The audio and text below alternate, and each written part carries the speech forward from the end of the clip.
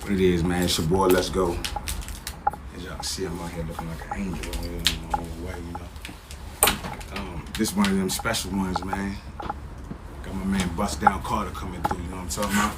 What's up with you, Bussdown Carter? I'm out here with my man, let's go. Came through the step show, you know what I'm talking about? We have a nice conversation today. What's up, big dog? What's poppin'? We out here. First of all, before we get started, it's only right if I do it the same way for you. You dig? We appreciate you coming through here. Now, you come through here and fuck with us all the time, but hey, man, it's all love, man. it's only right that we give you that. It's only right, man. Yeah, because this is for your flowers, cuz. Yeah. You know what I mean? It feel good. It feel right. It feel natural. It's not forced. So Hell yeah. That's how that shit's supposed to be, you know what I'm talking about? So what's up, though? man, listen, I'm just here. I'm here. I'm living. I'm breathing. I ain't behind no wall. I ain't in, you know what I mean? I ain't in no dirt. Say that again. For the most part, my body feel alright. I ain't hurting. You feel me? I ain't broke, but so I can't. He said that shit too, huh? I ain't broke, man. I ain't broke. Yeah, man. So what's going on as far as like what you doing these days financially? You working? What are you doing? And I asked that question right now simply because I know I hear you speak a lot about finances. So and we can get into it subtly, but I mean, you know. Man, listen. I'll tell you this, bro. I make jokes about being broke. Mm-hmm. I have been the broke nigga. Yeah. You know what I mean? Yeah. I know how that shit feel. I know how the eviction notice feel, right? Mm-hmm. The repossession notice feel, right? The insurance cancellation. You ride around hoping you don't hit shit. Yeah. Because you know damn well you ain't got no insurance. Come on, man. Or they don't hit you, shit. Even man, either way, it's bad money. Yeah, you man, feel me? Fucked up. So I'd have been there. So I had a couple things change in life where as though like I'm in a position now where I ain't rich, but I'm okay. What was the biggest change in life you made? And I'm sorry, but I definitely have a specific answer for you. Nah, that was a good question, actually. Yo, this gonna sound cliche, but like the biggest change in life probably was me stop making excuses, taking accountability, and accepting that inconvenience is a part of success. That probably was me, like just channeling that shit. Was really I had a kind of an answer in mind. And it's the same thing. I basically just said mindset. Your change of mindset. Yeah, pretty much. So yeah. But before we start, everybody, let's give a big warm welcome to my man T Carter in the building. Yeah. You gotta do it the right way, cuz. Huh? And I appreciate that, man. We claps for people. Give applause, man. The fact that you hand clapping and then it's Carter, I almost feel like Hove. Come on, man. Shit. Nah, Hove almost feel like you, dog. When Oh you around man, here fucking with us. man, like, he gonna blackball me. God damn it. Hell no. He gonna want to fuck with the group, huh? He gonna fuck with the group for real. Yeah. One of the, you know what I mean? That's one of the plans. You feel me? You might want to call it that. One of the callers. The real. Ooh. I be telling people like, yo, a lot of times, right? People get caught up in the words like groupie and dick around or whatever, but like when you are chasing a certain avenue, there should be certain pillars that should be motivational. Right? If you doing music, like a nigga like Hove should be motivational, bro. Mm-hmm. Like he took it to a whole new ball game outside of music. And it's unfortunate because they'll find a reason to downplay what he's done. I'm talking about because they don't even see it from the business side. Right. They're still stuck in the, you know, still stuck in just looking at the music part of it. But he's done shit so much more than that. Well, you know, most people, bro, like I've noticed. Sorry, whoever takes this personal, but most people can't even picture themselves in a certain level of situation. Yeah. So since they can't even imagine themselves there, they gotta condemn and find a problem with anybody who's in that ballpark because they really don't think they can get there. Right. They think it's something that's not obtainable unless you do some sly shit, join the Illuminati or finesse somebody, right? Because they can't fathom themselves being there. I've always knew, bro, I'm gonna be there. Go live. Yeah. Did you always think that way though? Bro, listen. You should I sit back, right? Should I sit back? Right? Yeah. Right. Yeah. Talk to him. I told my mother. I wish she was here right now. She could vouch for this. I told my mother. No. We don't do that around here. What's mama name? We don't speak mama name around here. I don't know. Listen. Hi, mama. Everybody knows it's Miss Joyce. So hi, Miss Joyce. So I told my mother years ago, I was probably like late teens. I don't know, 17, 18, 19, something but that ballpark, right? Mm-hmm. And I told her, I said like, yo, by the time I hit 30, I'm gonna clear 6 figures. I never had a detailed plan of how to do it. I didn't know how I was going to do it. I didn't know where it was going to come from.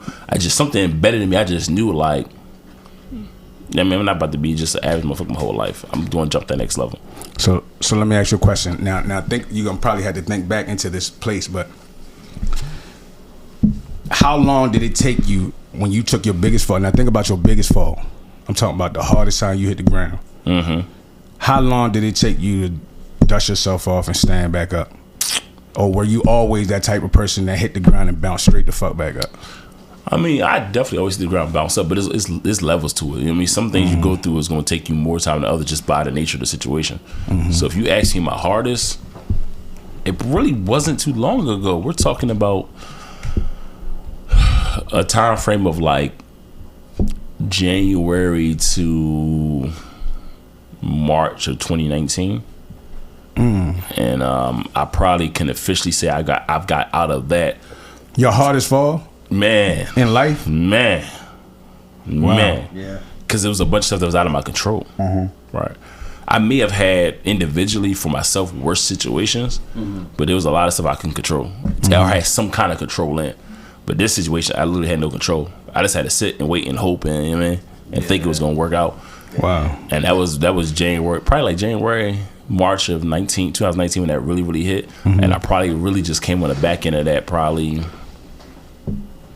in the last 8 months. So I would say about it. So I can say about a year and a half from the absolute worst of just locked in, focus, taking the punches, coming with it. But did you when you failed in 2019? Can you think of a time where you like kind of like wallowed in your sorrow, like man, listen, bro. Not really making no moves towards growth, just like, damn, I'm fucked up. Yeah. Bro, I had a Hey, y'all think my cousin? I'm sorry. Bro, listen, I don't have a problem with my story, right? I don't have a problem. So I was certain things I will Speak whatever say. you want. You know what I mean? Bro, I legit had an eviction notice, right? I don't remember the exact date, but I had an eviction notice at one point, and the day was like the following, like 2 days or some shit like that, right? It was like 2 days, and the time, you know, they do that shit very particular on the time frame. Like, if you don't have it by this date, this time, what was gonna happen? The time was like 9 a.m. But did you went to court and all that shit? Bro, listen, I literally got the bread that day of eviction at like 8:47. Wow. That morning. Wow. You feel me? Went to work late just so I could drop the joint off. Like, and that's stopped cool. it? Yeah. Yeah. Because the deadline was 9 a.m. Man. Close. Yeah. You feel me? But, you know. And you know the crazy thing about that is, man, like, people need to hear that part of your. I know you were saying that, you know, you don't mind telling your story, but people need to hear that side of things because we're gonna give you all of your success. Right. You know what I'm saying? And all of the things that you have going on now. So why not give them that side? So because that's the empowering part for people. Right. You feel what I'm saying? For them to know that you actually have been there, failed, and said, fuck that, I ain't gonna stay here. You know what I'm saying? But when we get to where you are now, people be like, oh shit, why? Well, I don't feel I can get up too. Right. That's what's happening. You know what I mean? Like, what is your next step now? What's going on with you now? Man, just working, man. Make some music. Got some behind the scene things going on. Make some good music too, y'all. I love your music group, and it's started with a few individuals, and fire. Don't you got a girl that's supposed to say I love your music every time that's supposed to? I love your music. Fire her ass immediately.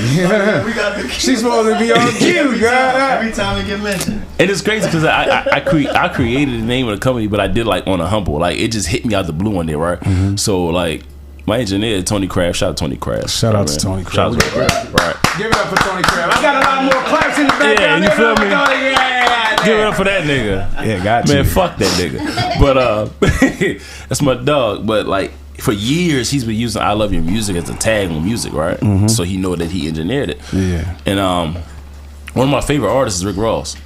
And I've noticed, bro, like whether he's on a feature or it's his song, you always hear Maybach music on a song that he's on. And the I Love Your Music tag was already there. So one day I was just kind of fucking around with myself. I'm like, I Love Your Music Group. And I was like, hold up. That shit sound good. And I started thinking about the situation. I ain't gonna get the details of our situation, but then I hollered at my man, like, yo, we got this, that, and going. Like, bro, we should just run with this. And he was with it. And then, so that's what we on now. So, got some things working with that. And now you like, there you go. Hey y'all, that's her trying to get herself together. Trying to keep her job at time. No, that's bullshit. That's the brains of it. She gets like 0.2% of the streaming generation because she said that in the background. Absolutely. You slick. Absolutely. And it's crazy because me and Crab were just talking about that, the whole the presence of that tag. You dig what I'm saying? Means a lot. It does. Like, it ain't even got to be Rick Ross. You hear that sound, that tag, right? You like, oh shit, somebody from Meek Mill, something dope coming, something dope coming. Like, so, yeah, I mean, branding, man. You know what I mean? Branding is big, man. And I know you. I'm sure you into that. I'm sure is. But you know what? The reason it works though, cause like, not just cause he my guy. One thing about Tony Crab is, bro, like, he legitimately loves your music. Mm-hmm. Like that man puts the energy into other people's music that he puts into something that he records his own self. Like, so it's not only that it sounds good, but you know that it's real because you see the fruits of it. It's inviting as well. It's inviting, bro. Well. It's like I wouldn't want to have to tell somebody. He'd be like, well, "Who you part of?" I'd be like, "We part of 187. We kill your ass if you don't sign with us." 187 records. I wouldn't want to even tell nobody. You know what I'm saying? Just right. It just sounds inviting. Right. I Love Your Music Group. Walk down on the. And you know, the climate in the world socially plays a lot into that. Right. Mm-hmm. Like a company like Death Row worked in the 90s. Because of the climate now and social media and opinions and sensitivity, Death Row doesn't work now. Absolutely, it's a turn off nowadays. Can you imagine now? Oh my god, bro! You know everybody. But even everybody sensitive about everything. Still would be like, ugh. Yeah, people are sensitive about everything now. You can't. You that's not gonna work. I mean, the whole Death Row name probably wouldn't even get off right now. The Death Row, don't kill me. Another reason why when he said it, I thought it was genius and just like the greatest thing ever is because some record label names can only have certain artists on them. Right. You can't drop Justin Bieber on Death Row Records. Don't work. 14 years old, come out with a song called Baby. That don't work. Like it don't add up. The music group can have any type of. That's funny you see because we had that conversation about that about Biggie and Pac and the switch up. Do you think that they would thrive if they were on? If you take Biggie and Pac and flip them, you put Pac on Bad Boy and you put Biggie on Death Row, do you think they would thrive? Yo, I think honestly, like, there's two answers to that question. There's my personal opinion and there's like practical. Like, I like to use practicals when we're talking conversations because it's what's more than likely to be true based off evidence that we have. And be honest, bro, there's no way I can answer that.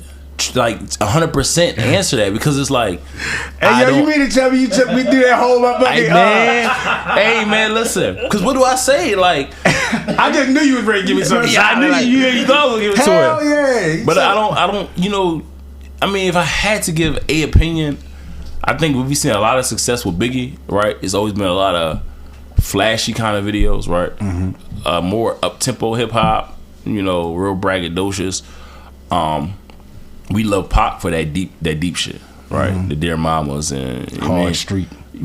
So I don't know if Pac on Bad Boy, if Diddy weathers the storm of his growing process. But I don't know if he weathers the storm of the growing process to get to the how do you want us out of there? I'm not dealing sure. with the artist. Right? Yeah, I don't know if because Tupac had a very outgoing personality, right? He was very like, man, fuck you, this is how I'm rocking. Yeah. So I don't know if Diddy waits that out to get to the point of how do you want it. I think I'm not sure. I think he'd have pulled him in with money. He might have. I'm not sure. I think he'd have pulled Pac in with his money. Now the records you'd have got from him probably. The success of careers. Would they both have had successful careers, or one of their careers would have really failed being on? I think Biggie could have. I think Biggie could have on Death Row. I think Biggie and Death Row probably could have worked because like Biggie, he was from around the way he rapped Biggie didn't like to get into nonsense, right? He didn't provoke problems. Like he was a fly nigga. Even when he was in it, he ain't even say names. Right. Yeah, so I think him being in a problematic situation, but not being a problematic individual, the rate of I don't think he punches on whoever in Las Vegas, right? I don't think Biggie does that. No. Right. So certain situations probably gets avoided because he's so relaxed and chill and laid back. How Suge was able to even get Tupac, right? But can you imagine Tupac and Shine on the same? On Bad label? Boy? We're assuming that he would have made it that long. Huh? We assumed that he would have made it that long on that label. Sean didn't pop up to 2001. 2001 or 2. So that's what I'm saying. I'm not sure if, because of the personality dynamics, I don't know if Diddy tolerates Pac that long to see what it becomes. I think it depends on when he gets Pac. And then that's a fact. When he gets Pac, now if he get Pac coming from out of Baltimore, kind of let his artists do whatever, but through his word in, from a distance, he'll throw his shit in. No, I don't like that. Yeah, I like that. Keep that. No, I don't. You know what I'm saying? Diddy was more so hands on. Yeah, it's like absolutely. A distant parent and a parent that's always at the house. Like you got your mother and your father, but Suge wasn't really there. But too much. But Diddy was hands on, telling them yes. He was out there all the time. Timing is everything, though. Timing is always everything. If you think about, I mean, it's obviously more complex than this. But if you think stock market and crypto, if you just put it into a vacuum, it's a timing game. Do you buy the right thing at the right time to sell it at the right time?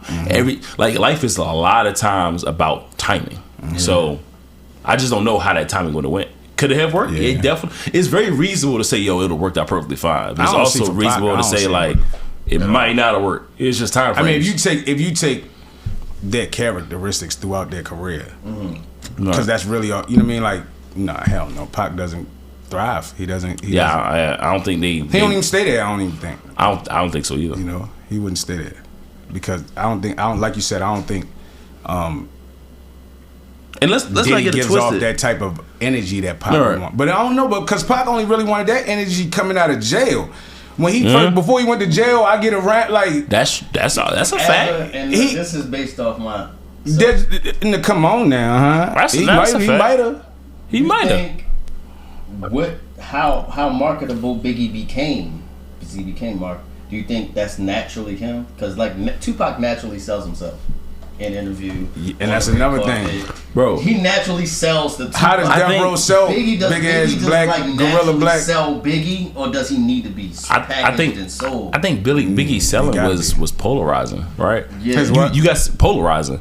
You talk about Biggie selling his aura, you got somebody rapping about being fly, getting money, having all the girls. But is he rapping that on? And then when you see him, and even when he said out his own mouth, fat, black, and ugly as ever. Yeah, but it's polarizing. Yeah, but is he rapping that with that same intensity and that same thing on Death Row? Fuck no, he talking big gun shit Biggie out songs. And the biggest would Tupac not have come from Death Row. I don't think the biggest Tupac songs could have lived on Bad Boy, but I don't think the biggest Biggie songs could have came out of Death Row. I don't know. That's a dope ass. Yeah, it's weird because that's real too. Which is weird because you gotta remember, Eazy-E wasn't a rapper, bruh.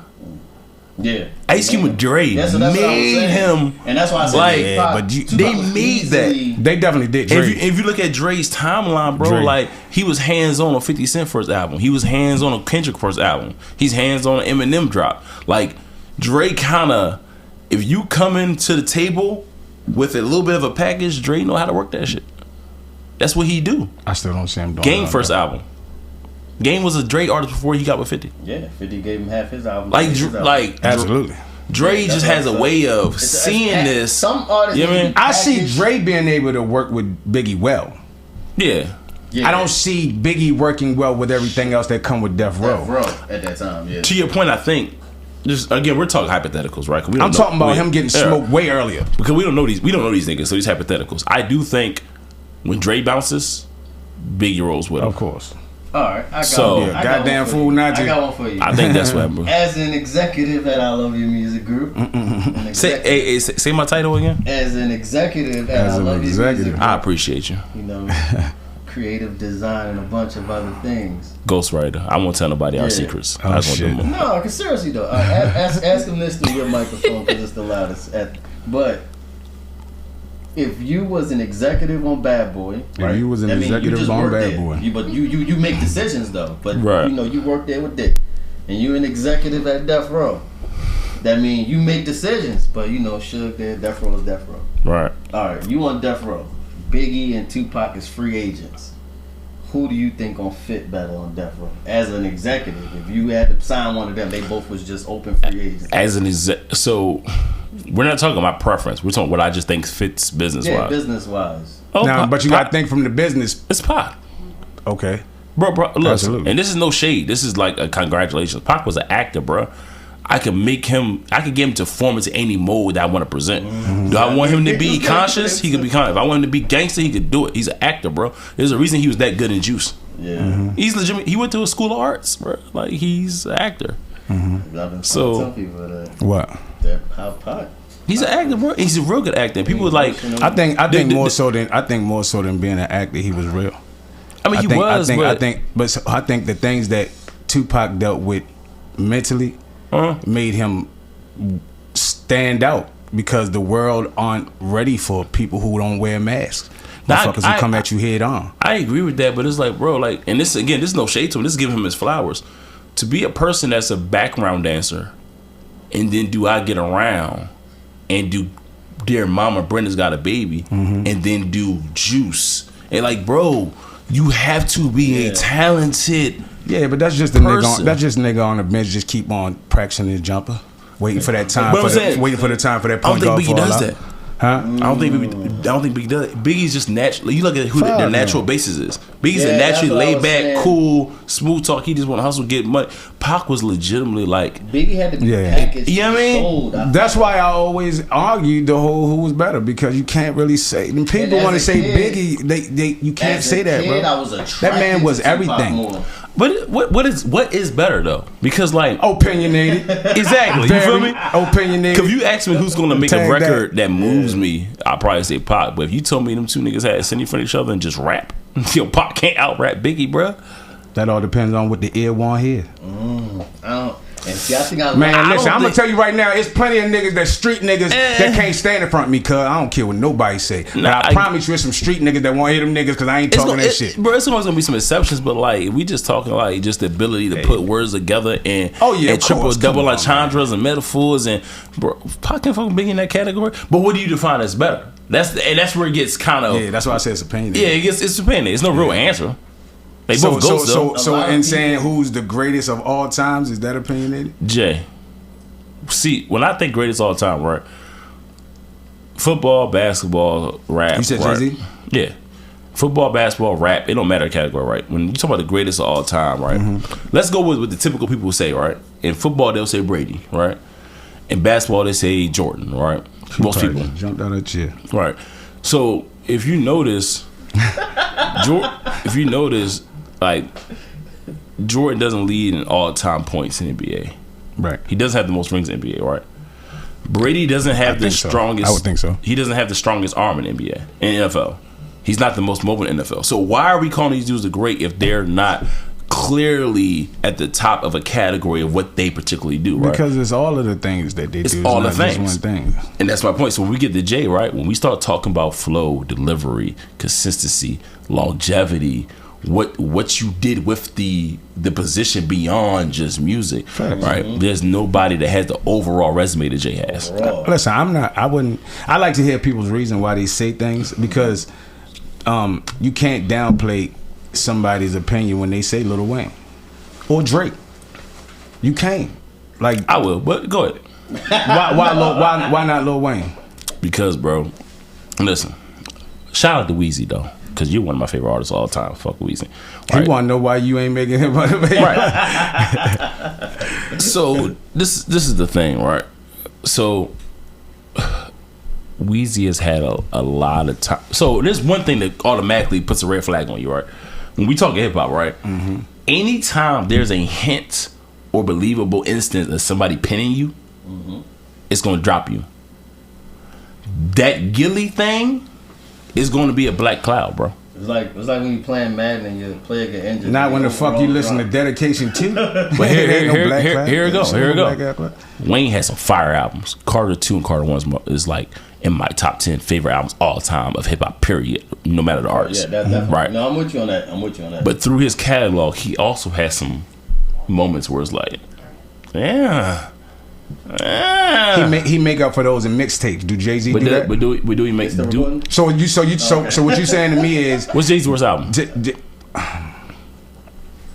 He would say Kingdom Come. Exactly. He would say that. Yeah, but he also said that was probably like the greatest for anybody else. Now I can't really say. I'm a Jay-Z fan too. I don't want to sit here like I'm not. But this is my thing though, bro. He has no slip. You can't take no. See, this is my thing though. Jay-Z was here through the mixtape era. Right. He don't got no fire ass mixtapes. Weezy got Weezy got mixtapes that could have been niggas' albums. Like he was killing summers with his them Gangsta Grills. So you gotta take all that in consideration.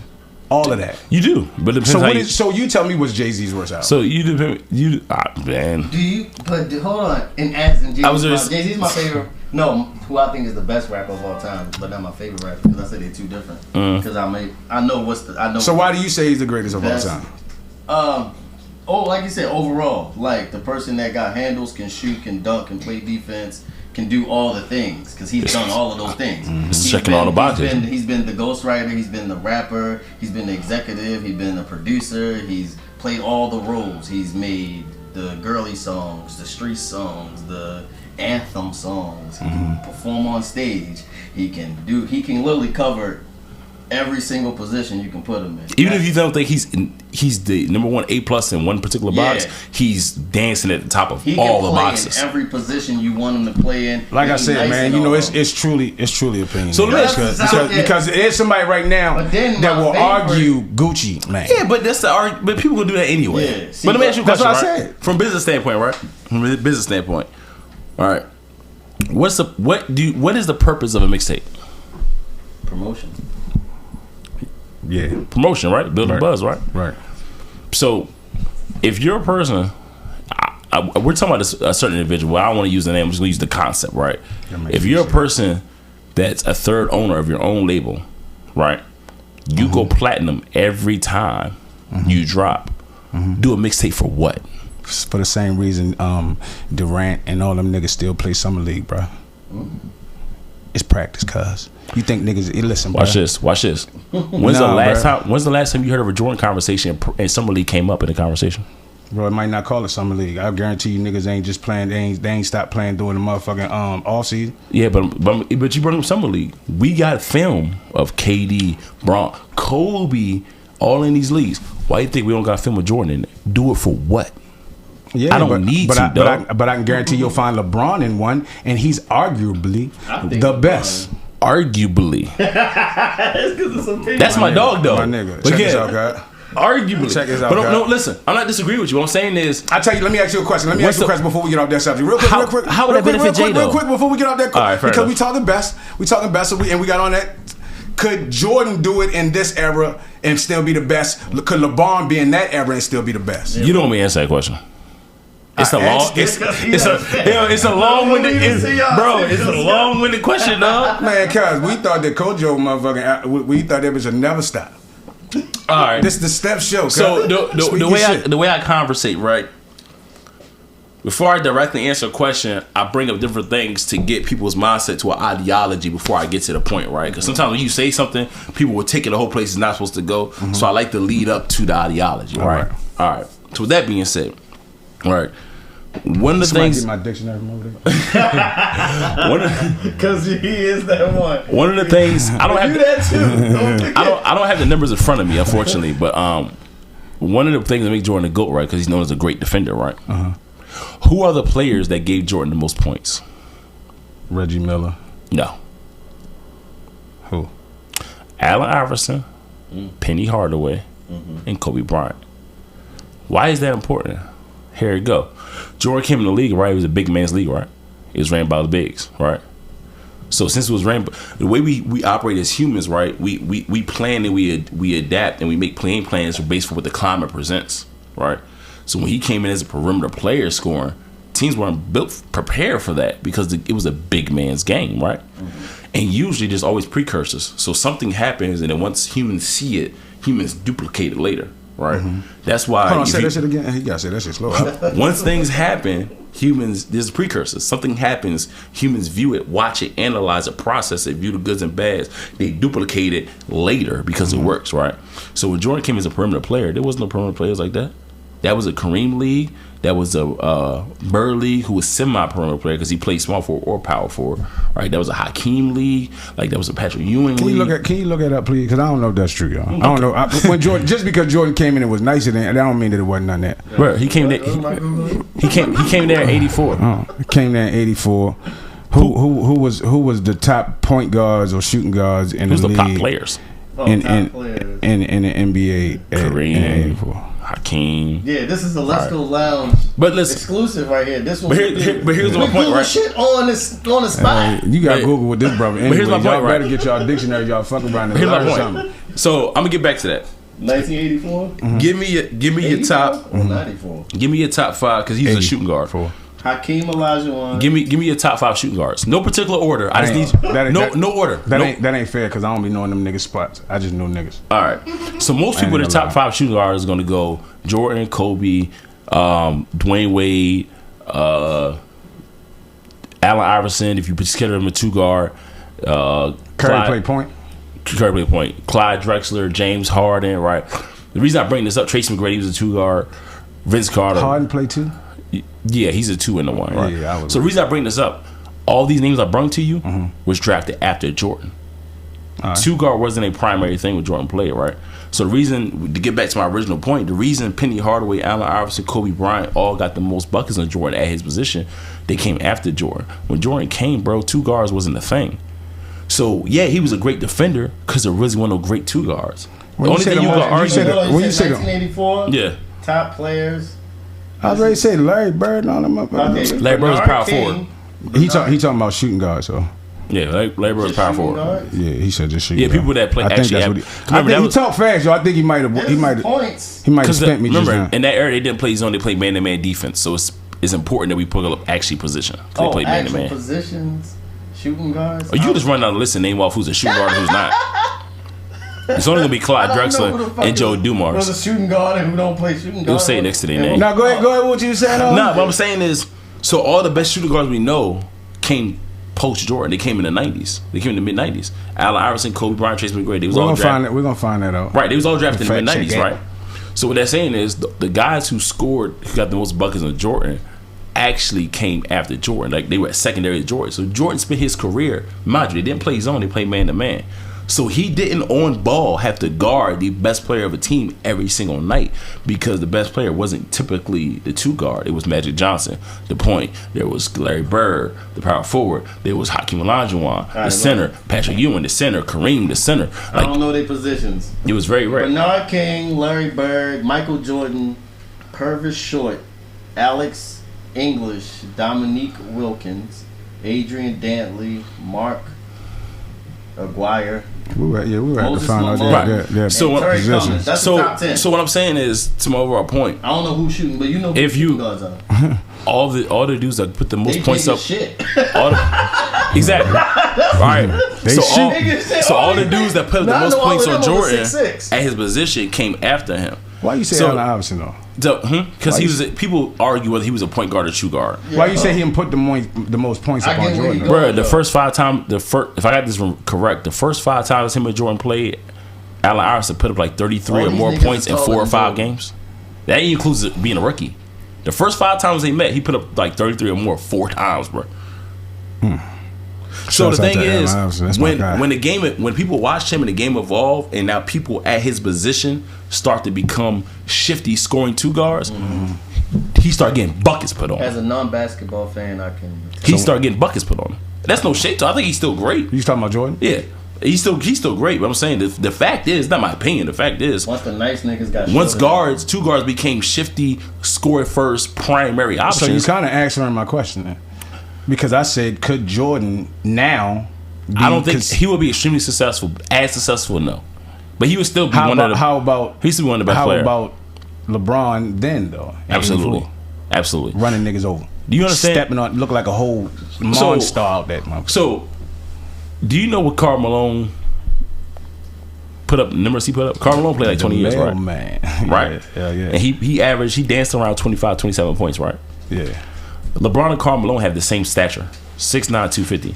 But LeBron is faster. I was ready to say. Faster, a better handle, and has a better long-range jump shot. Yeah. So if Karl Malone could put up 27, trust me.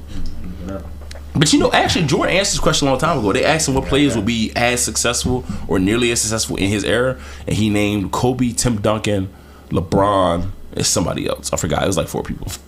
For what? The top? To be as successful or nearly as successful in his era. I just feel like people, if you ever gonna call Jordan the best, you literally have to damn near call Kobe the damn near. Like, cause Kobe's his game was mirrored off of Jordan, man. That's fine and dandy, but he had way less success mirroring his game. Man, you tell that to the niggas he jammed on. I mean, you tell that to the niggas that he scored on. You know what I mean? I'm talking about the results of his career. Rest in peace to Kobe. Because results of his career. The results of his career as an individual was way less than Jordan's, bro. 6 finals, championships, 6 finals MVPs, 5 championships, 2 finals MVPs. To the person who don't know all that, them names ring the same bells, cuz. Yeah, because people don't know. Yeah, I mean, but you know how that goes. Shit. So what's the opinion of a person that don't know nothing? Huh? What's the opinion of a person that don't know nothing? What's the opinion? Their real opinion. Their real opinion. You know what? And, this the real opinion. This is a good segue though. Their real opinion. One thing I've always hated in my life, bro. I hate when people say shit like, "Yo, I'm speaking my truth." If your truth ain't the truth, I don't give a fuck about it. But whose truth is true? What makes your truth the truth? Your resume is your truth. What does that mean? What does that mean? What you produce? Let me ask you a question. If somebody says that that's their truth, their real truth, how is that not the truth? Because it's not. It isn't always the truth. So let me tell you something. Let me give you an example, right? There's somebody I know went personally through this, right? Him and his girl broke up. They had a kid. He told her, like, listen, they split up. They had whatever. I don't know what the reason was. It don't even matter. They split up, right? Head of production. I just needed another drink. Oh, yeah. But nah. Okay. So he told her, like, yo, we not together no more. Like, we not together. So we're not together. We're not living in the same household. We need to figure out a schedule, right? Right? That's the truth. The truth is, y'all split up. It didn't work. Y'all go your separate ways. You know what she ran around and told people? She told people that he kicked her and the kid out the house. That's her truth. It ain't the truth. That's a fact. You understand me? That's a fact. It's her truth. She really believes that since they're not together, he kicked her and the kid out. But he never did that. He said, we're going our separate ways. We got to figure out how to organize this moving forward. But that's her truth. Let me ask you a question. And then we're going to get back to T. Carter. Because this is my thought process. So it's still I ain't me. the one to be having these kind of conversations. But were you there through the breakup? Oh, say it again? Were you there through the breakup? Hell no. It's not my relationship. It's them two.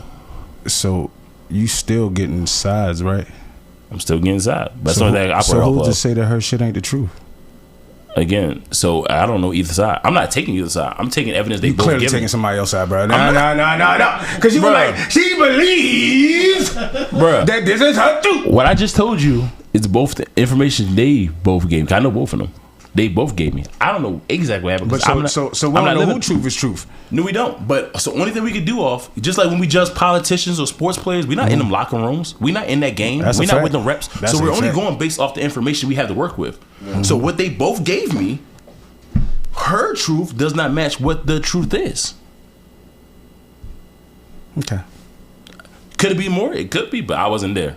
Yeah. But again, you asked me who's probably to go. I'm not in Jay-Z's offices. I don't know if Jay-Z had a ghostwriter or not. I only know the evidence that's been presented to me that he doesn't have a ghostwriter. Yeah. I know documented. It's probable Wayne have had one. I know Drake has had one.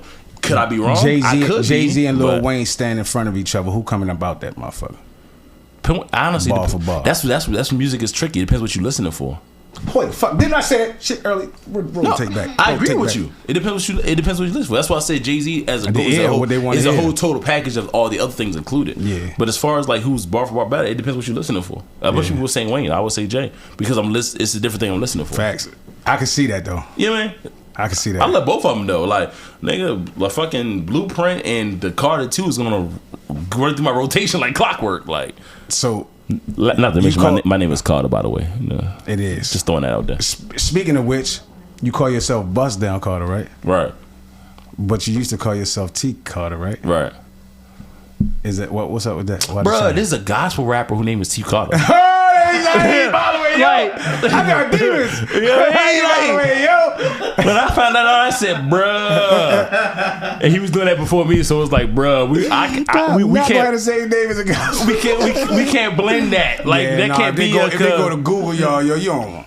Right, and I got demons. My family's part of a company, but I can see the scandal now. You feel me? Like T. Carter, I got demons, gospel rapper. Yeah, my family's part of a company, Bussdown Entertainment. So proud to my brother, Bussdown Buck, my homeboy, Bussdown Goat. So it naturally fit. Okay, but yeah, I couldn't get twisted up, confused with a gospel rapper. That'd be a little bit. It'd be bad for him. It'd be alright for you, but it'd be a little conflicting. You know what I mean? Like conflicting. He got a whole lot more to explain. Definitely. I mean, I would say what you have in your single card. Bro, one day I looked up one of my songs and this man popped up. I'm like, oh no, this ain't gonna work. This ain't gonna work. You feel me? If anybody find out that Let's Go is a fucking gay stripper or something, please let me know. Drop that name ASAP. Immediately. You can have that shit. Get that shit out of here. Won't need no Call confusion. Ourselves, I'm coming. Or something. Man. I ain't going to let you. Let's Go. I'm telling you, boy. Yeah, man. But I was like gospel. So you changed it. Was it a hard change for you? Because I know sometimes name change can be something. Because we don't want to get away from them. We don't want to get away from them. Nah, because at the end of the day, it still ends with Carter. That's who I am. Most people call me Carter, T Carter. Right. So it's Carter, bro. So I don't mean it's already a nickname for you anyway. The name of reference don't change who I am. I'm me. I don't give a fuck. I ain't tripping out that shit. So I don't trip off most shit, but you know. Can we get into one of your songs that I love to do? I've been saying it all night. There you go. I just want to know, yo. I got demons, yo. But you like that bitch riding all over the place. Demon. Like might just pull up in the Hellcat over demon. Come on, cuz.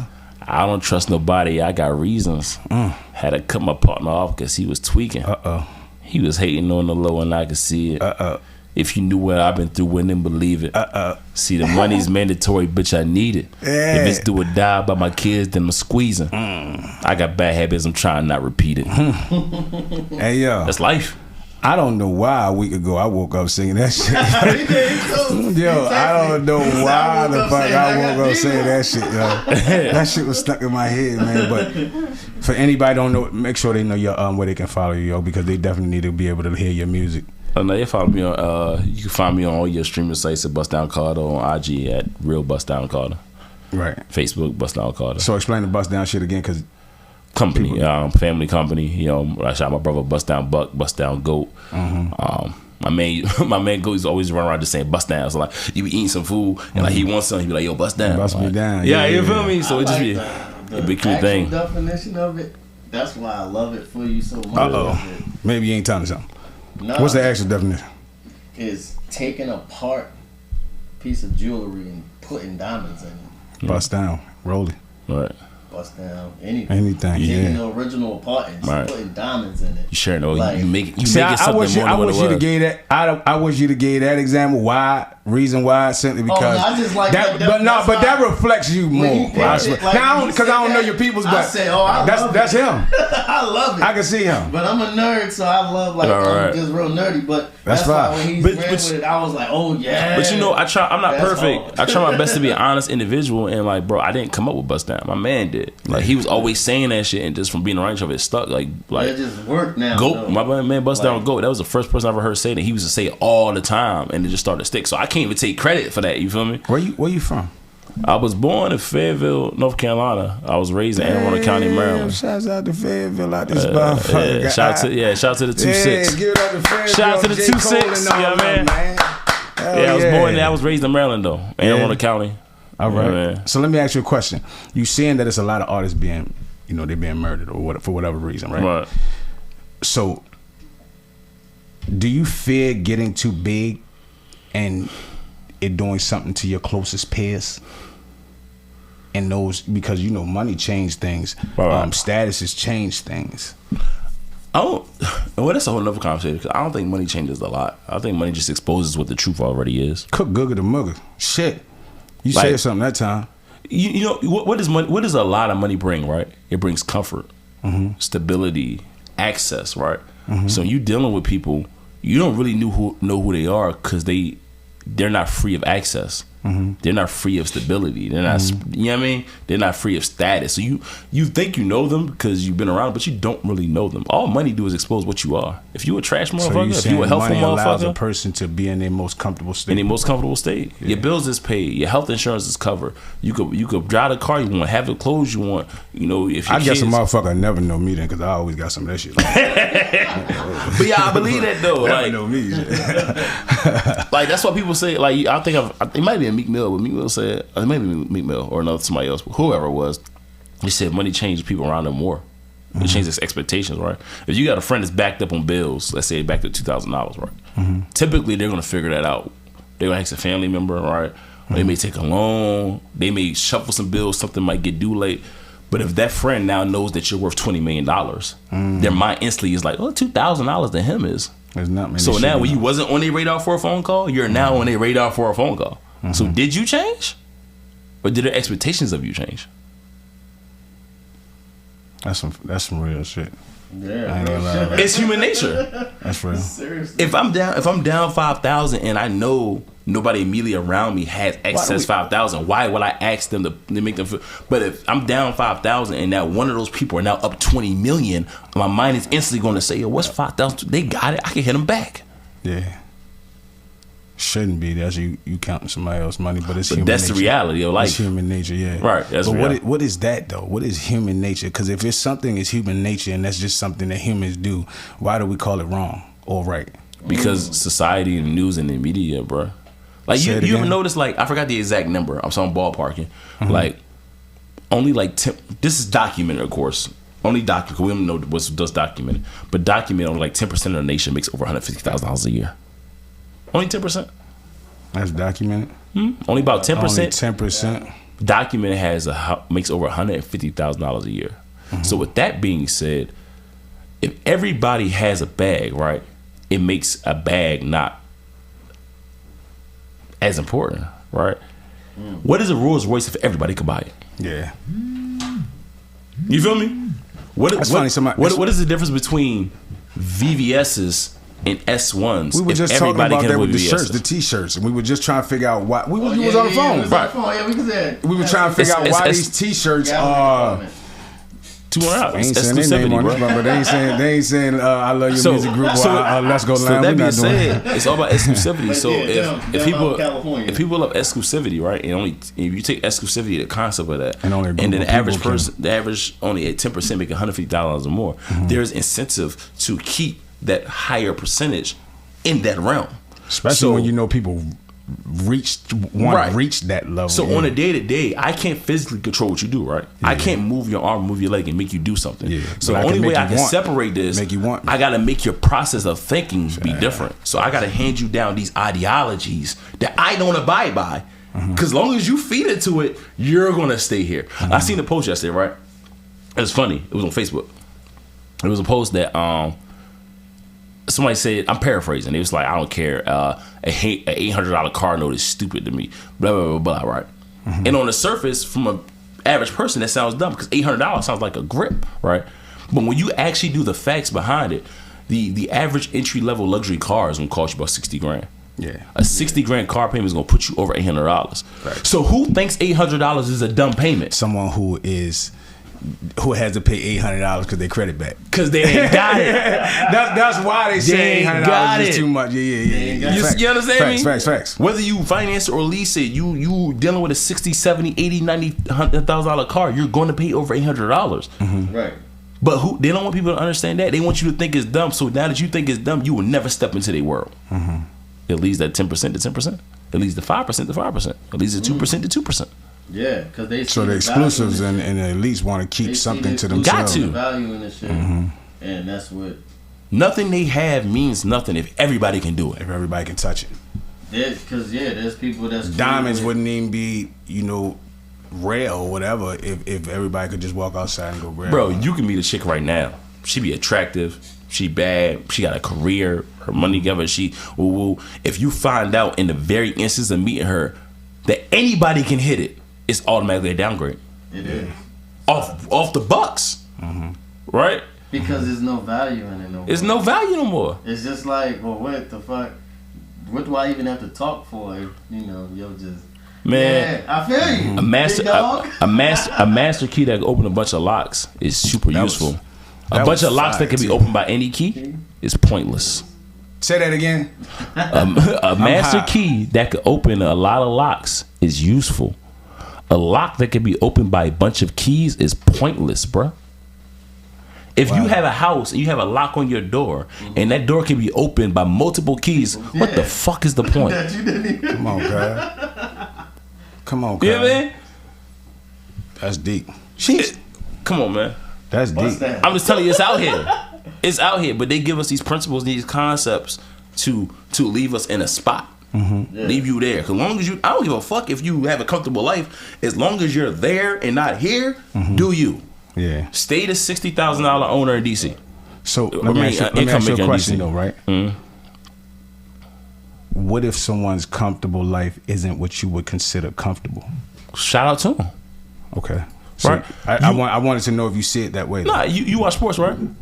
Nah. I'm not saying exclusively, like generally watch sports, right? You know that football, for the most there's part. A reason somebody's Michael Jordan and somebody's Steve Kerr. Facts. Everybody can't be that, and it's fine. Just accept that what you are. Do we know about Steve Kerr only because of Michael Jordan? Yes. Damn, Steve. Shout out to Steve though. That doesn't mean that he's not good at what he does. Jordan didn't change that man's jump shot.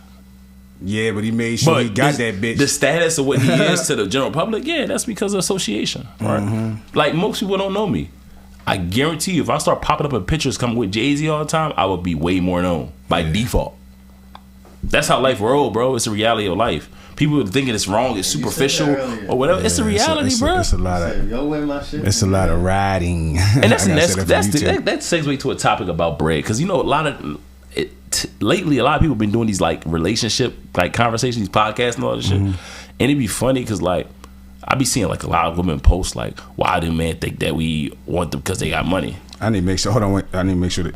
Man, because I'm about to piss somebody off right now. Hey, yo, we're gonna make. There's no absolute to right or wrong, right?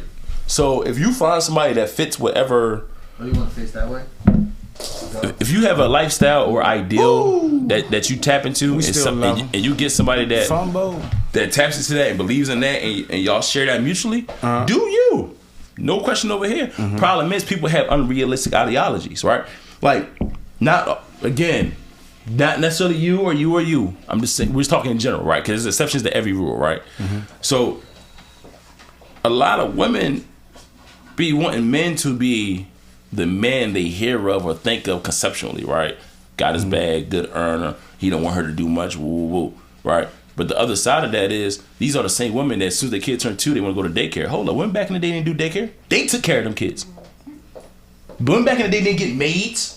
They claimed the motherfucking house, regardless of what the size of that house was. Sipping my tea if it's the problem is, people be having these expectations, but want to give this energy, bro. You can have this expectation, that's fine, but you got to give that energy on the other end. If you want the man that got the bag, and you don't got to pay for shit, you're gonna worry about shit. It ain't no him paying for no daycare.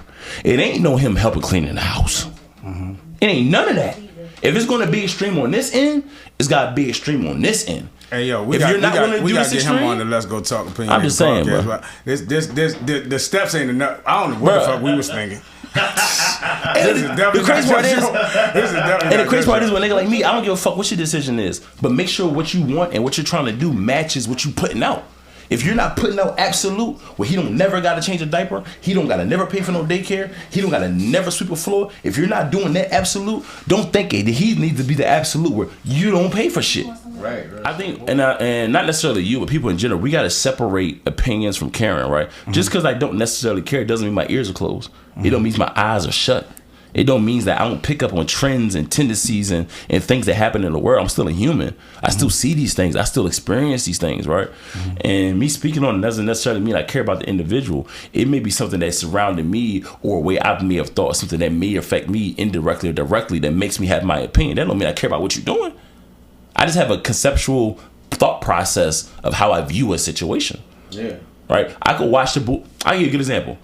Right? I don't have a favorite basketball team. I'm a LeBron fan. I like Embiid, right? I don't have an actual team. Embiid's on the Sixers, LeBron's on the Lakers.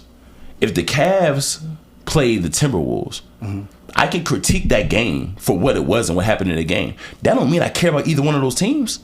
It's just something I see, I understand, I have an opinion, I have a thought, but I don't necessarily care. Let me ask you a question. Do you have a favorite team?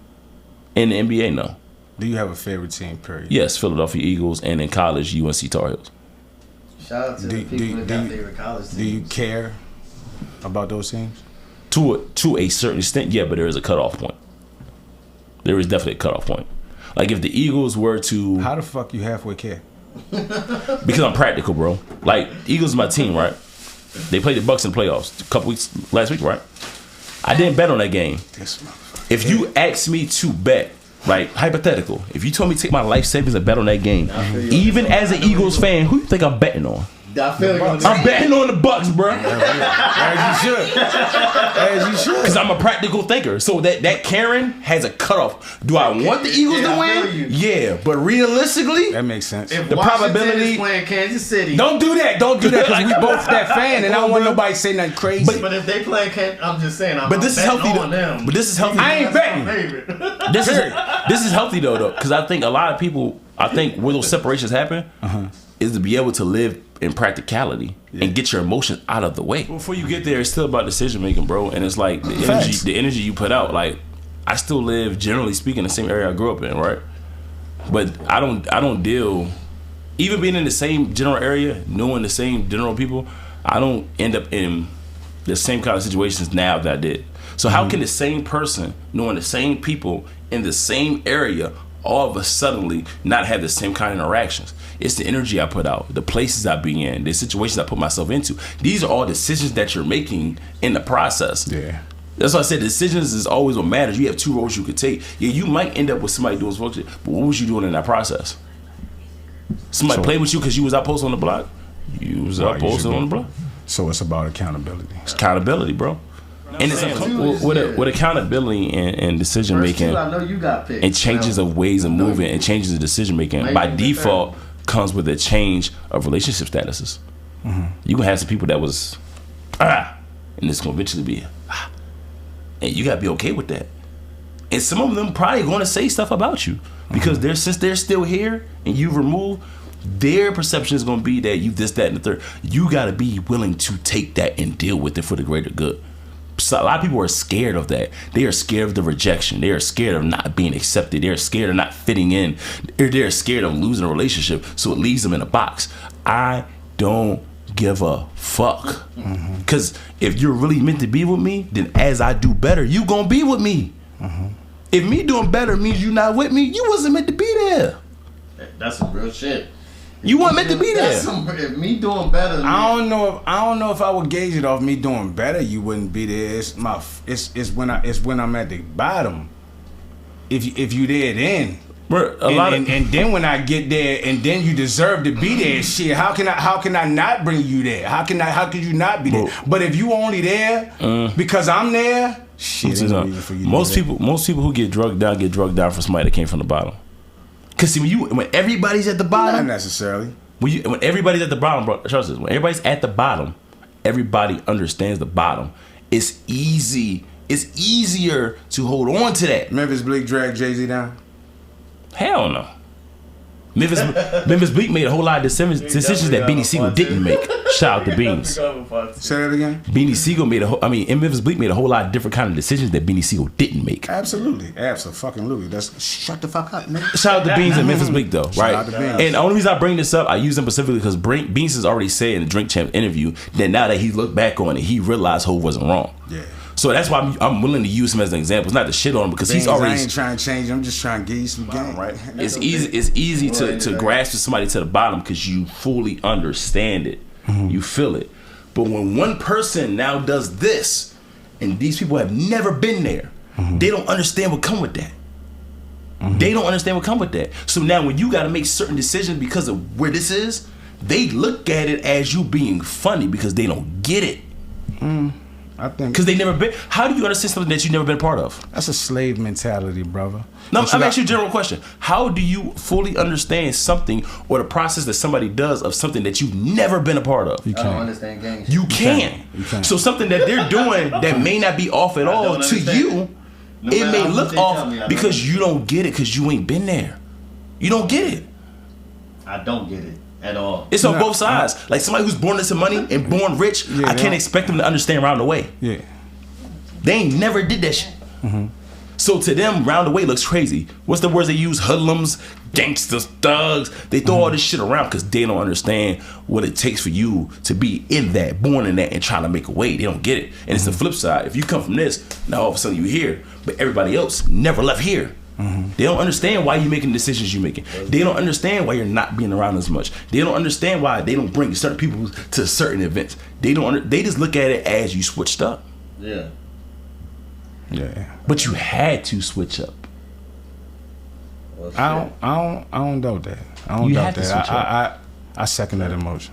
You know what I mean? It's a nasty reality, but don't get me wrong. I don't like it per se, but that is the reality of how the world works.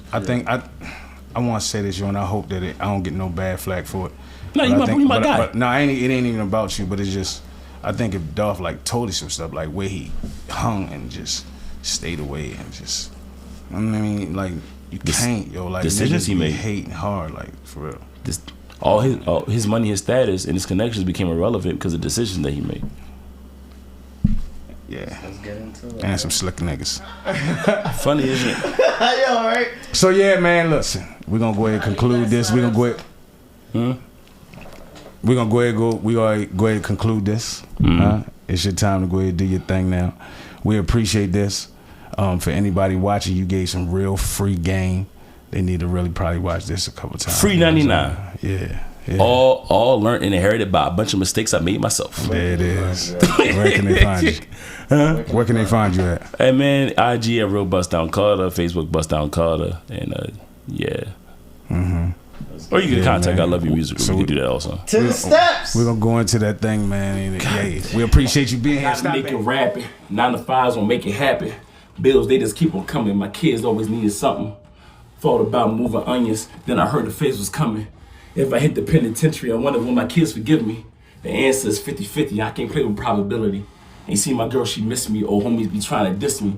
Reason with friends I'm picky, cause niggas play the 50. Get rich or die trying shit, I'm thinking 50. Orange coupe, I'm just thinking simply. Hit the highway and through a whole century. If I got it, then it's on me and it's never empty. And you don't gotta question if it's ever with me. They say you gonna be you, no matter what you do. I don't really care what niggas going through. I play ball, but I ain't shoot how to shoot a shoot. But I was clutch when it was pressure and niggas forced me to. It's something I shouldn't have to explain to you. And if I do, then I'm ashamed of you. I might have to question who was raising you. Got rid of my Xbox, I'm not gonna play games with you. See, my hustle, it made me a man. Nothing was given to me, I had to take a stand. I threw up my arms, God gave me his hand. You can hate me or love me, but take me as I am. I'm in the kitchen, I'm whipping, I'm pitching hand in hand. You niggas should have understood, but you overstayed. Carter.